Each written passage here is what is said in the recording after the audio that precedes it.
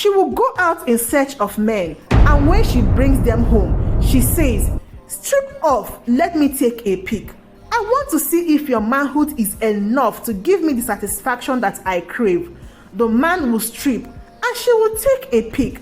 She either send the man home or she will rejoice and invite the man to her bed. Susan continues searching for different men for her. I see you, my heart they beats. A lady of all men's dream. You be the one where they make me. Hello guys, very quick and detailed one. Have you ever seen a woman whose utmost priority in a spouse is the size of his manhood? Well, there is definitely no smoke without fire. What happened to this woman? Before I dive into this story, please take a moment and like this video and consider subscribing to the channel if you are someone who loves family and also loves to stay loving and cordial with the relationships that comes with family. Meet Susan, a woman who set her priority on choosing a spouse all about the size of his manhood. Let me take you back to Susan's childhood. Susan is a beautiful and kind-hearted woman who grew up in a religious family. Her father, a pastor, taught her the importance of moral and values. Susan was a shy and innocent girl who always tried to do the right things. As a young girl, Susan had a friend named Rachel who seemed nice and friendly, but unknown to Susan, Rachel was jealous of her happy life and good reputation. Rachel would often tell Susan that she was missing out on life by not having a boyfriend or sexual experiences. Even though Susan was a naive girl, she didn't believe Rachel's lies and about sexual fantasies and boyfriends. One day, Rachel set Susan up with Mike, who pretended to be a nice and caring boy. But his intention was to take advantage of Susan's innocence. At some point, Mike asked Susan to prove her love for him by sexual relationship with him. Susan was unaware of Mike's plan and trusted him completely, but she was still not giving in to Mike's offer to prove her love to him by sleeping with him. This got Mike really angry. Who does she think she is? I will show her, he said to himself. This fateful day, Mike had invited Susan for a hangout. Unknown to Susan, her drink had been spiked. She took the drink and couldn't remember anything again. She found herself the next day in her girlfriend's house. She had no memory of the previous night, but she felt different. All she remembered was that she went out with Mike, whom she trusted. She tried asking Rachel, but she gave her no answer. She tried reaching out to Mike, but couldn't. She went home and carried on with her life. Weeks after the incident, Susan realized she was pregnant. Pregnant? How? How did this happen? Her heart was racing. Oh, Mike, she remembered. How could he have done this to me? So all those feelings that day was about Mike sleeping with me. I'm so finished. God, why me? And how am I going to face my parents? What do I tell them? She tried to reach out to Mike again, but Mike was nowhere to be found. She learned that Mike had left town to an undisclosed location. Susan was shocked and scared. She didn't know what to do or who to turn to. You silly girl, how can you throw all morals away? God knows we taught you, but you chose your path. She tried telling her parents how she got pregnant, but her parents were devastated and refused to listen to her story. They thought she was lying, called her names, and sent her away. They couldn't stand how she had brought shame to their family. Susan felt abandoned and alone. She had to leave her home and fend for herself. She was only 16 years old and had to grow up quickly. She had worked hard to take care of herself and her unborn baby. She was living anywhere and everywhere to survive with her baby. She resorted to seeking help from different people to sort herself out And at the same time, some men see that as an opportunity to take advantage of her. She laid with different men to cater for herself and her baby. Most of these men took advantage of her vulnerable situation so much more that she started enjoying her time with all these men. At some point, she became addicted to physical intimacy. She always craved for physical intimacy to get satisfied and pay her bills as well. Years went by, and Susan's priority in life changed with her little baby. She felt that it's okay to have these men at her beck and call. They satisfy her and still pay her bills. So to her, it's like a win-win situation, even though she couldn't trust any of those men. But to her, it's a business, and she also needed to protect herself. Susan lay with different men with different sizes of manhood, and to her, she feels more satisfied with the ones with bigger manhood. And she made a vow to herself that she would never settle for a man who couldn't satisfy her in every way, including physical intimacy. In other words, she needed a man with a huge manhood. Susan found a job at a restaurant to combine with her time with men to give her child a better life. Susan worked hard to provide for her child, but it was tough. She had to juggle multiple jobs and sacrifice her own happiness to make ends meet. Despite her effort, she struggled to make a better life for her child. One day, while working at a restaurant, Susan met a handsome and charming man named Alex. He was kind and attentive, and Susan felt drawn to him, but she was hesitant to trust him, fearing he might be like the others who had hurt her in the past. Alex pursued Susan, showering her with attention and gifts. He promised to take care of her and her child, and Susan began to feel hopeful, but she couldn't shake off the feeling that he might be hiding something. Alex proposed Susan coming to live with him in his house. As Susan struggled to make a decision, her child fell ill and she had to rush her to the hospital. Alex offered to help, and Susan gratefully accepted. Alex was able to sort the child's bill, and Susan was grateful for Alex's help.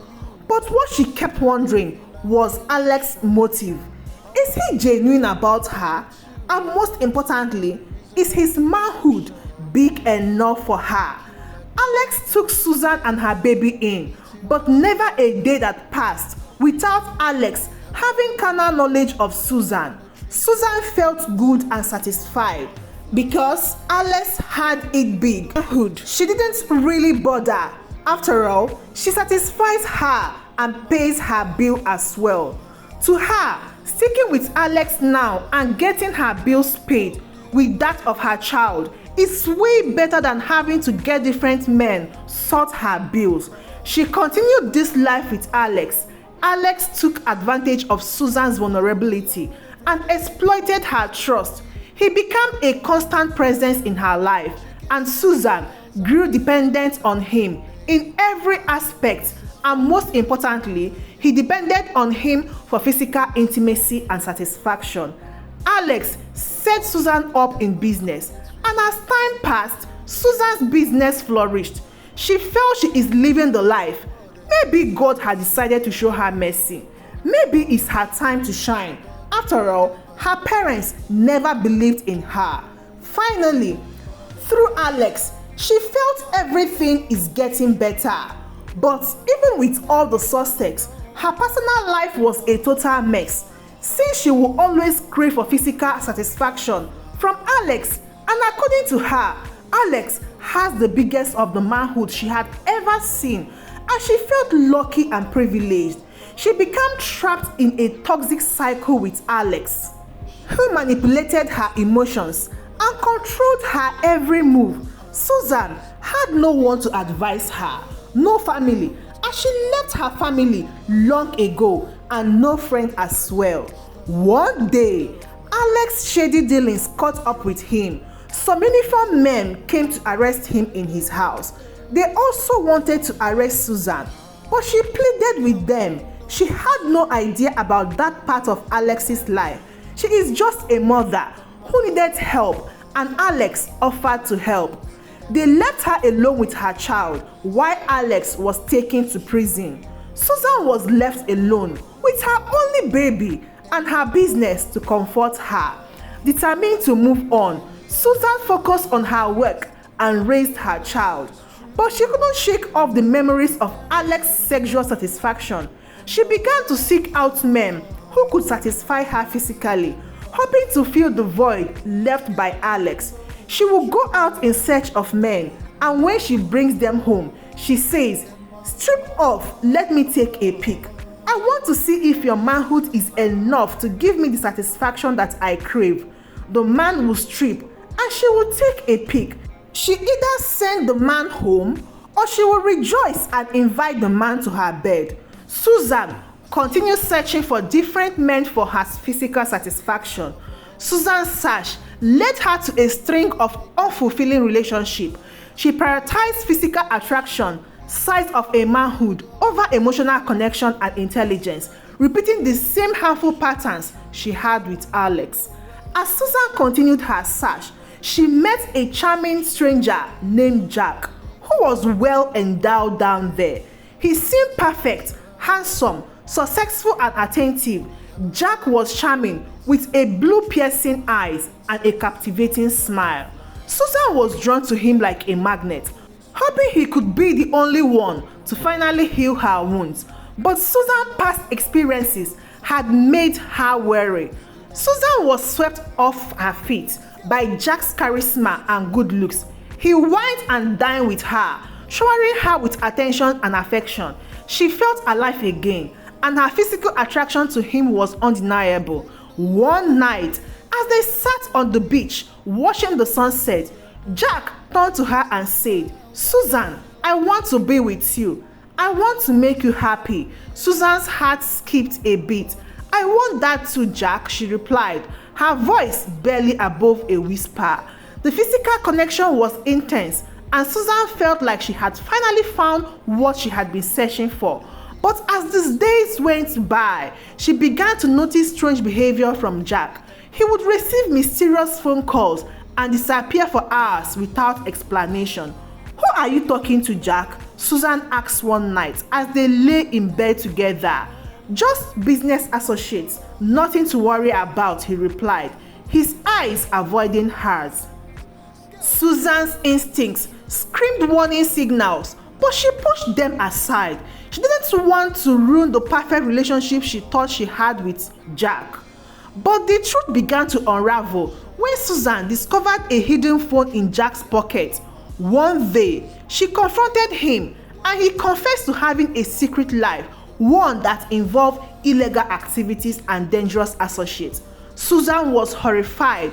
She has to do something fast. She had fallen for another manipulative man, just like Alex, but this time she refused to be a victim. She gathered her strength and left Jack, determined to move on once and for all, before she sees herself in prison one day, just like Alex. Susan was heartbroken and ashamed. It's all happening to her again. Her quest for big manhood, for satisfaction, will end her one day, she said to herself. She realized that her search for physical satisfaction had blinded her to the warning signs in her relationship with Jack. She had ignored her instinct and common sense, just like she had with Alex. As she reflects on her experiences, Susan came to a profound understanding. She realized that a successful relationship wasn't just about physical attraction or size of the manhood, but about intelligence, emotional connection, trust, and mutual respect. She thought about her parents' wisdom and how they had always encouraged her to prioritize character over physical appearance. She remembered their words, "A good heart and a sharp mind are what truly matters in a partner." Susan knew she had to start anew. It's been 3 long years since Susan left her parents with her toddler. She packed her bag and returned to her parents, hoping they would welcome her back with open arms. This time, when she shared her story, They listened with empathy and understanding. She introduced their granddaughter to them. Her parents were filled with emotions. They felt they failed her, not protecting her and listening to her when she was pregnant, and told them her story. "We are so sorry, Susan," her mother said, tears in her eyes. "We should have believed you from the start. We are proud of you for recognizing your mistake and seeking a better path." Susan's father added, "We are here for you, dear. We will support you as you heal and find a relationship built on true connection and respect." With her parents' love and guidance, Susan began to rebuild her life. She focused on personal growth, nurturing her mind and spirit. She discovered new hobbies and interests, and eventually, she met someone who shared her values and priorities. His name was Michael, and he was kind, intelligent, and genuine. Susan was drawn to his warm smile and thoughtful conversations. As Susan grew in her new relationship with Michael, she realized that her past experience had shaped her perspective on physical intimacy. She began to wonder if her fixation on size was a lingering effect of her previous relationship. She always felt like Michael's manhood wasn't enough for her. She confided in her therapist, Dr. Thompson, who encouraged her to explore his notion. "Susan, it's essential to recognize that our past experience shaped our preferences and behavior, but it's also crucial to distinguish between what's genuinely important and what's lingering effects of past trauma." Susan nodded, taking a deep breath. "I understand, but how do I reconcile my desire for physical intimacy with my past experience?" Dr. Thompson smiled. "That's a great question. Let's explore it further. What do you think is the significance of size in physical intimacy?" Susan hesitated, then replied, "I think it's about feeling desired and wanted, but I also realize that it's not the only factor." Dr. Thompson nodded. "Exactly. Physical intimacy encompasses so much more than just size. It's about connection, trust, communication, and mutual pleasures. Would you agree?" Susan thought for a moment before responding. "Yes, I agree. But how do I reconcile my past experience with this new understanding?" Dr. Thompson offered a warm smile. "That's where self-reflection and communication comes in. Share your thoughts and feelings with Michael. Be open about your past and your desires. And remember, size is just one aspect of physical intimacy." Susan left the therapy section with a newfound understanding. She realized that her journey was about healing, growth, and self-discovery. She began to focus on building a deeper connection with Michael, communicating openly about her desires and boundaries. As she became more confident in relationship, Susan started sharing her experiences with young girls, cautioning them about the dangers of prioritizing size over substances in relationship. She became a relationship coach, using her story to inspire others to seek healthy, fulfilling connection over size of manhood. Susan finally understood that true satisfaction in a relationship comes from connection, communication, and shared values, not just physical attraction or size of manhood. She was grateful for her journey, difficult as it was, and she knew that she would always cherish the lessons she learned along the way. Susan smiled, knowing that her journey had come full circle. She had transformed her past struggles into a powerful tool for helping others. And in her relationship with Michael, she had found a deep, satisfying connection that went beyond the size of his manhood. And now, here is a quick question to you, my beautiful viewers. What matters most in physical intimacy when it comes to couple? Is it the size of a manhood, connection, or emotional intelligence? Please share your thoughts in the comment section below. I can't wait to hear what you think. And please, don't forget to share this story with your family and friends who might need it. Till I see you again in my next story. Goodbye.